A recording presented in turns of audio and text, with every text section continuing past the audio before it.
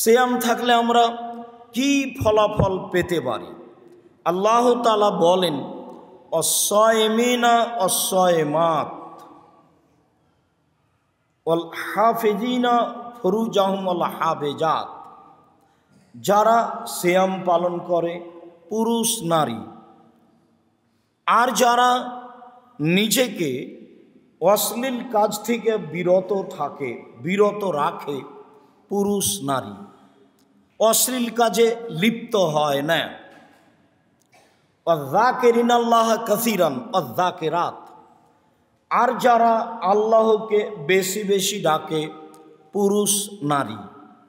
আ'আদাল্লাহু লাহুম মাগফিরাতান ওয়া আজরান আযীমা, আল্লাহ তাআলা তাদের জন্য প্রস্তুত করেছেন ক্ষমা। এইটাই হলো প্রথম ক্ষমা। আগে ক্ষমা হয়ে গেলেই সব পাওয়া যাবে। জাহান্নাম থেকে শেষ ব্যক্তি যে বের হবে তার জন্যই তো অনেক, তো যারা ক্ষমা পেয়ে যাবে তাদের জন্য আরো অনেক অনেক অনেক। ওয়া আজরান আযীমা, আর তাদের জন্য রয়েছে বড় প্রতিদান, বড় থেকে বড়। প্রথমে রয়েছে ক্ষমা, তারপরে রয়েছে বড় প্রতিদান। অত্র আয়াতের শেষ অংশে বোঝা যায় যে যারা সিয়াম পালন করে, পুরুষ নারী, তাদের জন্য আল্লাহর নিকটে রয়েছে ক্ষমা, তাদের জন্য আল্লাহর নিকটে রয়েছে বড় প্রতিদান।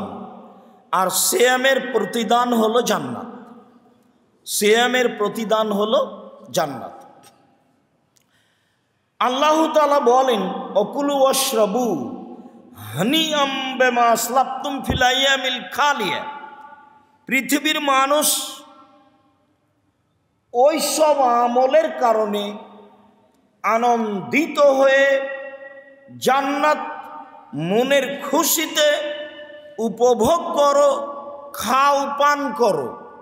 এই জন্য যে পৃথিবীর জীবনগুলি যেগুলো চলে গেছে, পৃথিবীর দিনগুলি যেগুলো চলে গেছে, সেইগুলিতে রেখেছিলে সিয়াম, সেইগুলিতে আল্লাহকে সন্তুষ্ট করার জন্য ইবাদত করেছিলে।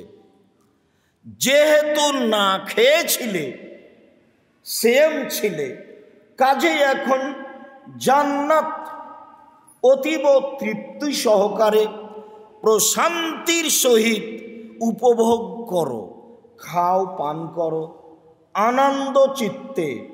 তোমাদের অতীতের না খেয়ে থাকার জন্য আমি এইভাবে ব্যবস্থা করেছি, আর আনন্দে খেতে ও পান করতে বলছি। এই কথা আল্লাহ তাআলা বলেন। অত্র আয়াতেও সিয়াম পালনকারীদের একটি গুরুত্বপূর্ণ বড় ফজিলত প্রমাণিত হয়। আবু হুরায়রা রাদিয়াল্লাহু তাআলা আনহু বলেন, যারা বিউনান নবী সাল্লাল্লাহু আলাইহি সাল্লাম, পল্লীর একজন বেদুইন অশিক্ষিত গাঁওয়ার মানুষ নবীর কাছে আসলো, এসে বলল, দুল্লানি আলা আমালিন এই যে আমেল তহু দাখালতুল জান্নাতা। আল্লাহর নবী, একটা আমলের কথা বলেন তো আমাকে, যেইটা করলে আমি জান্নাতে চলে যাব, এমন একটা আমলের কথা বলেন। তখন আল্লাহর নবী বললেন যে, তা'বুদুল্লাহ ওয়া লা তুশরিকু বিহি শাইআ, তুমি এক আল্লাহর ইবাদত করো, তার সাথে বিন্দু মাত্র শরীক করো না। এক। দুই, ওয়া তুকিমুস সালাহ, সালাত আদায় করো। ও তুতিস যাকাত, যাকাত দাও। ও তাসুম রমাজানা, আর রমজান মাসের সিয়াম পালন করো। এই কয়েকটা কথা আল্লাহর নবী বললেন। এখন লোকটি বলছে, ওয়াল্লাযী নাফসি বিয়াদিহি, আল্লাহর কসম, আমি একজন পল্লীর সাধারণ অশিক্ষিত মানুষ, আমি কসম করে বলছি, লা আযিদু আলা হাযা ওয়ালা আনকুসু মিনহু শাইআ, আল্লাহর নবী যা বললেন তার বিন্দু মাত্র কমও করব না, বিন্দুমাত্র বেশিও করব না। তার মানে ও ফরজ সালাত আদায় করবে, ফরজ সিয়াম পালন করবে, নফল কিছু করবে না, এই স্বীকৃতিও দিল। তবে বলল আল্লাহর কসম, আল্লাহ যা বলেছেন, আল্লাহর নবী যা বলেছেন তা করবই করব, এই দৃঢ়তা পোষণ করে আল্লাহ চলে গেল। লোকটা চলে গেল। তখন আল্লাহ রাসূল বলছেন, মান সাররাহু আইয়ানজুরা ইলা রাজুলিন মিন আহলিল জান্নাহ ফালানজুর হাজা। শুনো আমার সঙ্গী সাথী, কেউ যদি জান্নাতি মানুষ দেখতে চাও, দেখো দেখো দেখো এই লোকটিকে দেখো, এ হলো জান্নাতি মানুষ। হাতে হাতে, ও কিন্তু আমল করেনি, ও বাড়ি তো যায়নি, কিন্তু তার দৃঢ়তা এত মজবুত, তার কথার গতি এত মজবুত, সে তার কথার উপরে টিকে থাকবেই। এ ব্যাপারে সে স্বীকৃতি দিচ্ছে এই বলে যে আল্লাহর কসম, আমি একজন পল্লীর সাধারণ মানুষ, আল্লাহর কসম করে বলছি,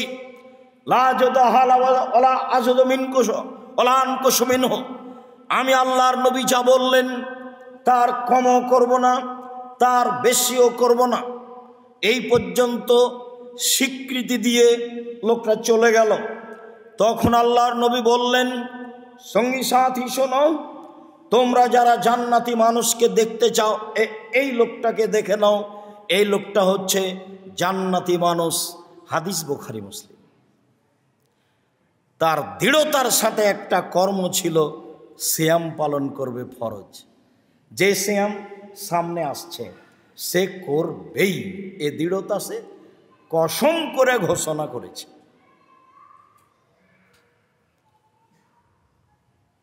আমর ইবনে আল মুররা আল জোহানি বলেন, যা রাজুল মিন কোজাতা ইলা নবী সাল্লাল্লাহু আলাইহি সাল্লাম, কোজা বংশের একটা লোক নবীর কাছে আসলো, এসে বলছে, ইন্নী আশহাদু আল্লাহ ইলাহা ইল্লাল্লাহ, আমি সাক্ষ্য দিচ্ছি আল্লাহ ছাড়া কোনো মাবুদ নেই, আর সাক্ষ্য দিচ্ছি আন্নাকা রাসূলুল্লাহ, আপনি হচ্ছেন আল্লাহ রাসূল।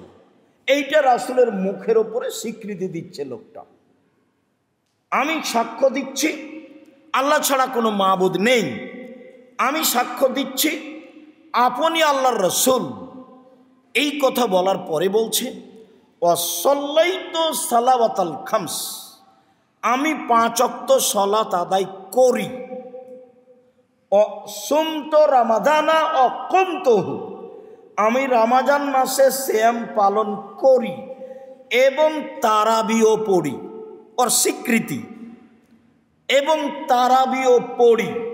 ওয়া আতাইতু যাকাতা, যাকাতও দিই। আমি সিয়াম পালন করি এবং তারাবিও পড়ি, যাকাতও দিই। তখন আল্লাহ রাসূল বলছেন, শোনো শোনো শোনো, মান মাতা আলা যালিকা কানা মিনাশ সিদ্দিকিন ওয়াশ শুহাদা, এই নীতির ওপরে যারা মারা যায় তারা বিচারের মাঠে সিদ্দিক ও শুহাদাদের সাথে থাকবে। যারা সত্যবাদী, যারা সৎ মানুষ, যাদের সাথে থাকতে চেয়েছেন ইব্রাহিম আলাইহিস সালাম, যাদের সাথে থাকতে চেয়েছেন নবীগণ, ওরা হলেন সিদ্দিক, ওরা হলেন শুহাদা। তো আল্লাহ নবী বলছেন, শুনো, তুমি যেই স্বীকৃতি দিলে, এই স্বীকৃতির ওপরে কেউ যদি মারা যায় তাহলে বিচারের মাঠেও সিদ্দিক শুহাদাদের সাথে থাকবে। ইব্রাহিম আলাইহিস সালাম থাকতে চেয়েছেন সৎ মানুষ, সিদ্দিক শুহাদাদের সাথে। নবীগণ থাকতে চেয়েছেন সৎ মানুষ, সিদ্দিক শুহাদাদের সাথে। যারা পরহেজগার পৃথিবীতে তারাই হলো সিদ্দিক, যারা শহীদ হয়েছে আল্লাহর পথে তারাই হলো শুহাদা। তাদের সাথে এই ব্যক্তি থাকবেন বলে রাসূল সাল্লাল্লাহু আলাইহি সাল্লাম ঘোষণা দিলেন। লোকটির 1 নাম্বার কথা ছিল, আমি সাক্ষ্য দিচ্ছি আল্লাহ ছাড়া কোনো মাবুদ নেই, আর আমি সাক্ষ্য দিচ্ছি যে আপনি হচ্ছেন আল্লাহর রাসূল। এরপরে বলছে আমি 5 ওয়াক্ত সালাত আদায় করি। এরপরে বলছে আমি যাকাত দিই। তারপরে বলছে আমি রমজানের সিয়াম থাকি, তারাবিও পড়ি। তখন আল্লাহ রাসূল বলছেন যে এই নীতির ওপরে যে মারা যাবে সে সিদ্দিক শুহাদাদের সাথে থাকে।